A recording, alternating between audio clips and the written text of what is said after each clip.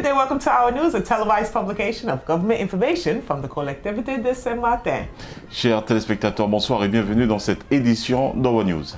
Stories for this week include: Au sommaire de l'actualité, Collectivité holds award prize ceremony for second edition of Faces of Saint-Martin. résultat du concours Faces of Saint-Martin édition 2, European Funds Information Meeting. réunion d'information sur les fonds européens. And grand finale of the Saint-Martin Christmas Serenade. Et pour terminer, Kisha, la dernière grande soirée du Christmas Serenade Festival qui aura lieu ce dimanche sur le front de mer. Voici les titres que nous développerons dans ce journal.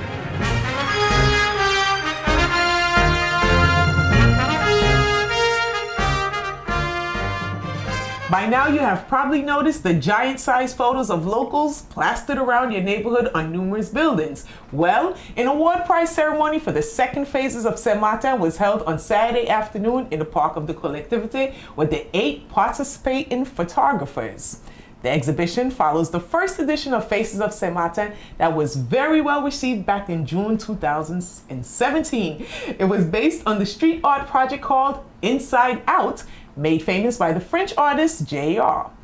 And as I mentioned, the scope of the exhibition this year is so far bigger, with 140 giant-sized black and white photos plastered onto private and public buildings from Sandy Ground straight up to French Quarter under the theme Saint-Martin at Work.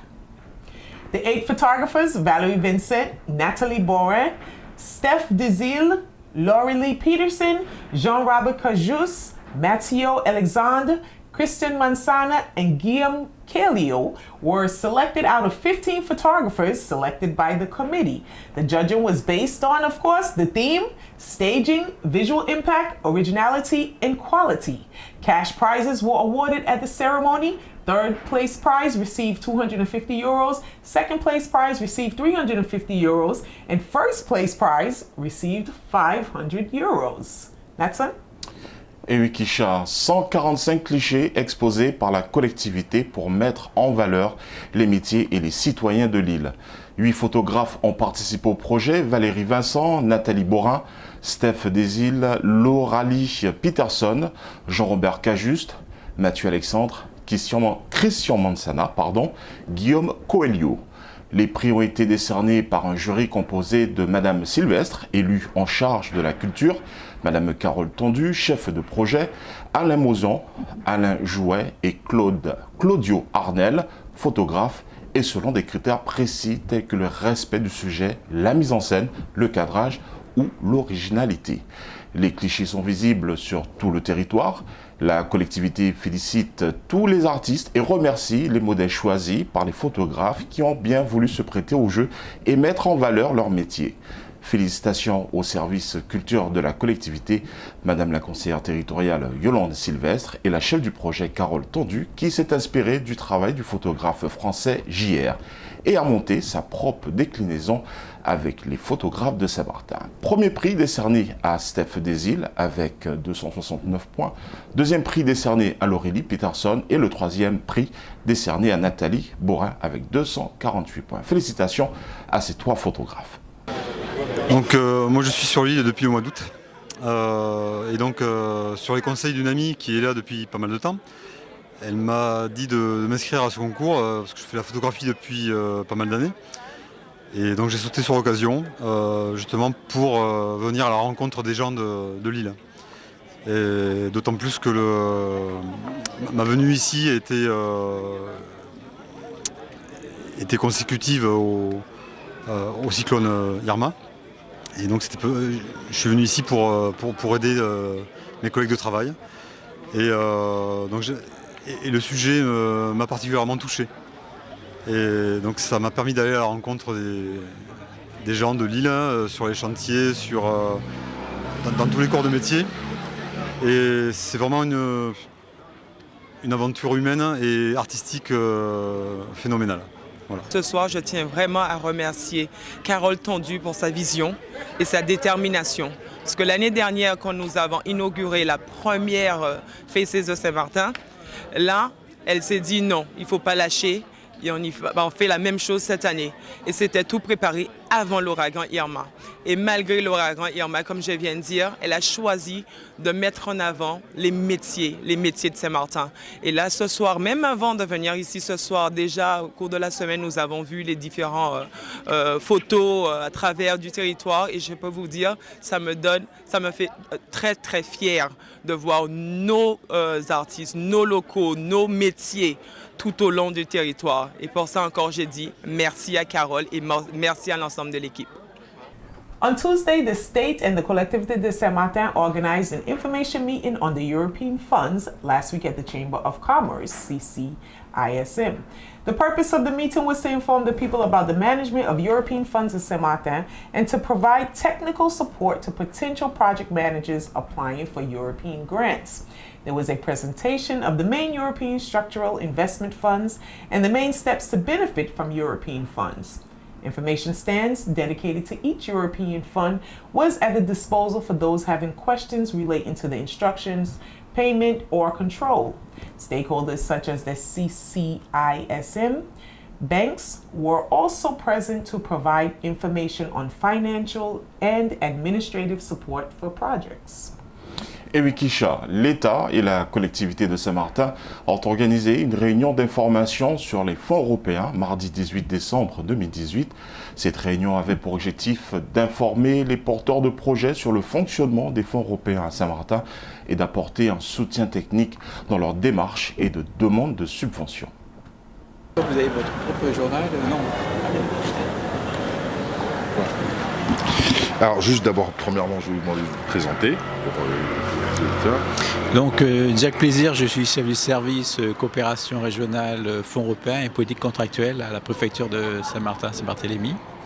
Et donc aujourd'hui, on est là pour une réunion sur les fonds européens. Comment ça s'est organisé? Pourquoi c'est important? De faire ce genre de réunion? Déjà, la gestion des fonds européens se fait conjointement avec la collectivité. Donc cette réunion a été préparée avec le service de la collectivité donc, sur les fonds européens. Et pour nous, c'est important de la tenir à cette fin d'année 2018, justement, parce que nous sommes à mi-parcours de la programmation des fonds européens sur le territoire. Et donc, il est important d'aller à la rencontre des porteurs de projets et non pas ce qu'on fait d'habitude où nous sommes dans nos services et nous sommes en accompagnement. L'idée, c'était être sur le terrain. Donc sur cette réunion, elle avait deux volets, une présentation, je dirais, un peu institutionnelle sur les fonds européens, où est-ce que nous en sommes sur la nature des fonds, les priorités d'investissement sur le territoire, mais surtout, effectivement, après, entamer la partie très concrète d'un dossier, comment on instruit un dossier, et à travers une illustration d'un porteur de projet qui a fait une intervention intéressante. Et là, actuellement, ce qui se passe, c'est des ateliers qui se tiennent sur l'ensemble des fonds, qu'il s'agisse de l'agriculture, de la pêche, du développement économique, de l'accompagnement social et solidaire, mais également sur la coopération régionale. Donc toutes les décisions se prennent collégialement. Lorsque un projet est présenté, il est expertisé par les différents services. Et il y a une commission de sélection qui conjointement décide la nature du soutien de l'investissement accompagné. Donc c'est un travail qui est conjoint, des échanges qui se font régulièrement avec la collectivité sur l'ensemble des fonds. Donc on a un travail partagé. L'État est sur certains axes, notamment sur le fonds de développement régional, la collectivité sur la partie fonds social européenne et notamment sur la pêche et l'agriculture. Donc c'est un travail qui est de concert collectif sur l'ensemble du territoire.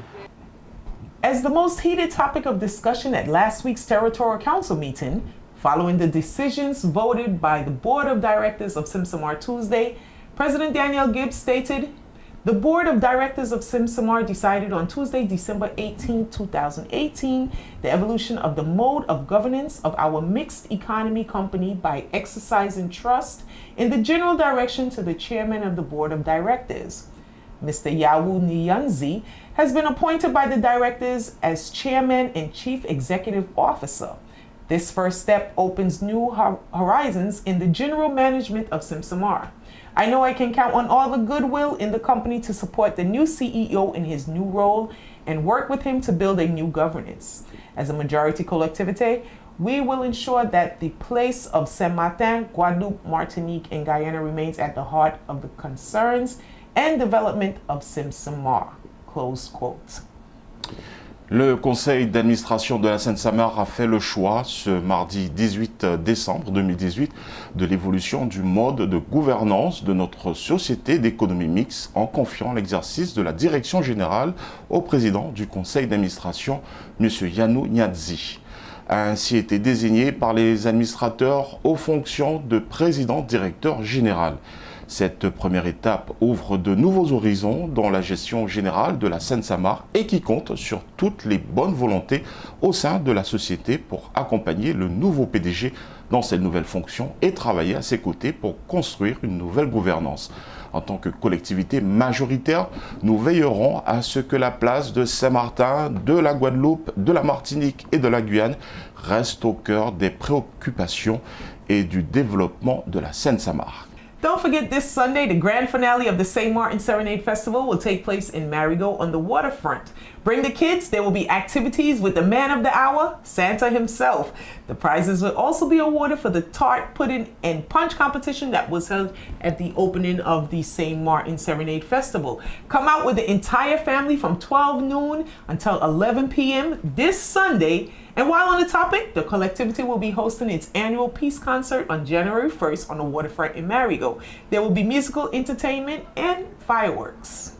Et Wikisha, n'oubliez pas ce dimanche 23 décembre, The Christmas Festival Serenade qui aura lieu sur le front de mer à Marigot avec tout son lot d'animation et surtout la remise des prix pour le concours de tarte, pudding et de punch.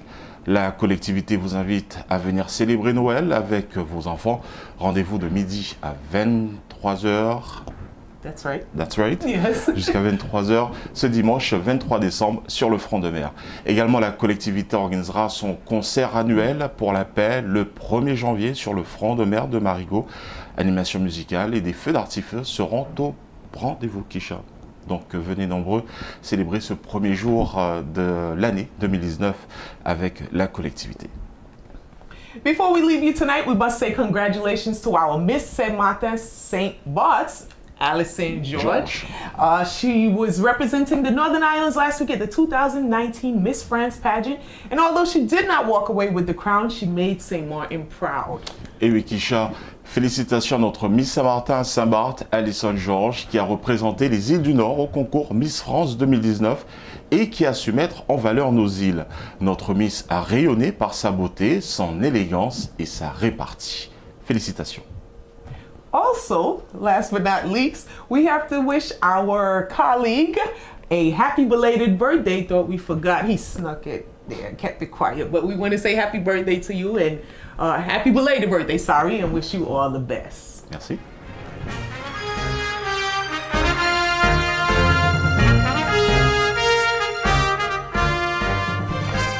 Listen, Yes, Kisha. do you know what this is? Non. This is the last edition of our news for the year of 2018. On the behalf of the Communication Department of the Collectivité de Saint-Martin, we wish you a great Christmas and a Happy New Year. Et oui, Kisha, c'est la dernière édition de cette année 2018 d'Euronews. On se dit rendez-vous à l'année prochaine, 2019, d'ici quelques jours, Kisha. Oui, janvier 3. Janvier 2019, 2019. 3 janvier. Oui. Exactement. Au nom de la collectivité, nous vous souhaitons un joyeux Noël et une très belle année, une bonne année 2019. Bonsoir à tous.